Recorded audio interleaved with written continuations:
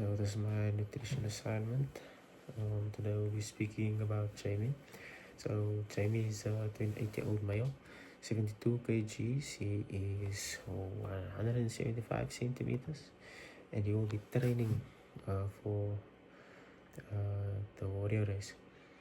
Now he trains 6 days a week, so he's a fit guy. He has a balanced diet, low in carbs, and eats about 3 meals a day with minimal snacking. So first we're gonna explain energy systems. So the energy systems that Jamie will use is he'll be using mostly the aerobic energy system. For this energy system you'll be oxygen dependent because he is competing in a long distance race which will primarily use oxygen as energy instead of for example, if you were to do powerlifting or sprint, you would be using anaerobic energy system for more power. But because there's a warrior race with obstacles in it, he will also tap into his glycolytic energy system, where he will be using for that system that uses carbs, also uses a little bit of oxygen, but it's more carb dependent because you need to generate more power, and carbs burns way faster, so it means more ATP will be created, so we can create more power for certain resistance elements of the warrior race. So we have three. You have your ATP phosphocreatine system. You have the long-term system, which is what is mostly going to use for the endurance race, which is his aerobic system. And then there's the short-term, the anaerobic system, which most power athletes, sprinters, and all that do. So for our carbo plan, so the benefits of carbo loading, it will, if Jamie carbo loads, the carbo loading usually happens 1 to 2 days prior to the event, and it will allow him to store more energy. It will keep his glycogen levels higher, so that means he will have more energy throughout the race. Benefits of this practice carbo loading, so it's good for his endurance, less fatigue during exercise, and his performance will also be increased for like certain parts of where the obstacles occur in the race.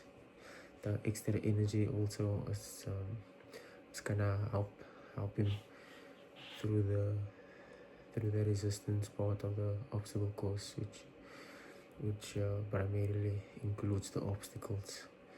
For example, like running uphill, you're gonna be using more power, running through water and mud, it's a lot more resistance there, so it's gonna tap into that the supplies, his glycogen supplies, which he will get from carbo loading. So for carbo loading, we're going to aim for about 8 to 10 grams of carbs per kilogram of body weight for him. And for the 3 days, he will be eating foods, high carb foods. For example, we have rice, pastas, your lentils, potatoes, primarily healthy things. Also, he will also eat like jam, quite high, very high in carbs, a lot of sugar. Garlic bread also, good ones, delicious. They'll keep him going, keep him fueled. Oats also very good, pasta, and all that. Ergogenic aids. So we have caffeine. It lasts for about 3 to 4 hours. I came to the conclusion that caffeine will benefit him, especially in this race. The benefits of caffeine will last long enough. It will stay in his system to keep him going. The caffeine it's a fat burner, so it stores it reduces the rate of your carb, your glycogen storage being burnt out. So it saves the extra carbohydrates in your body. So it burns slower because caffeine is primarily a fat burner, so it's going to use fat as energy.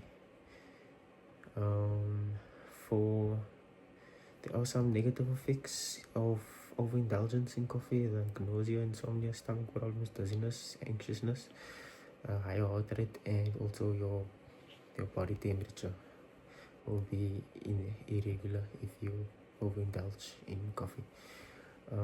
We have creatine also. Creatine, there's lots of good effects, good side effects. It boosts recovery, increases strength and power, and improves brain functionality as well. It also helps endurance athletes, so it's going to help Jamie keep his high intensity demand on his muscles, so that he can go for longer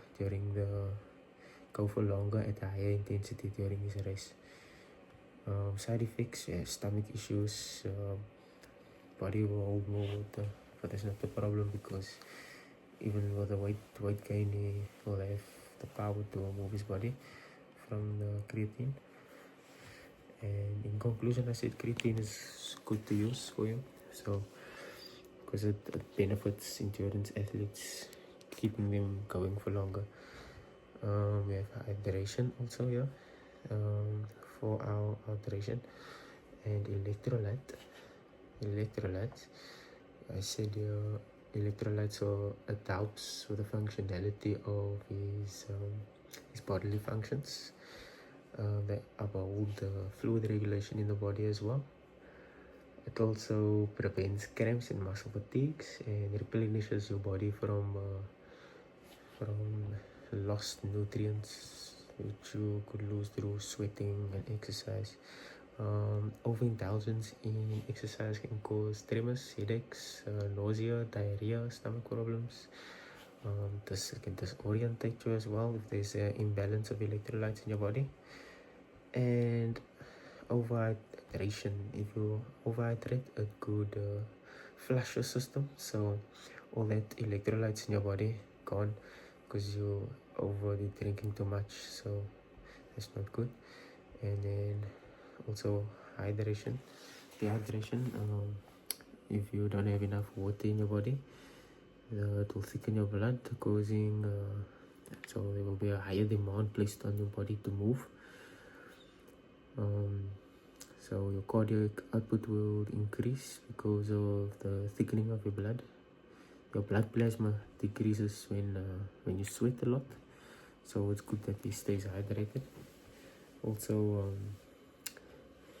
it says here, they can suffer. Yes, individuals that are dehydrated could also suffer from dehydration, because if you sweat too much and then you sweat less over time, your body loses your ability to stay cool, which will result in overheating, and you could get heat stroke. So for our hydration strategy here, we said Jamie must be well hydrated before and after his long race, and we want to aim for 5 to 10 milliliters of water per kg of body weight.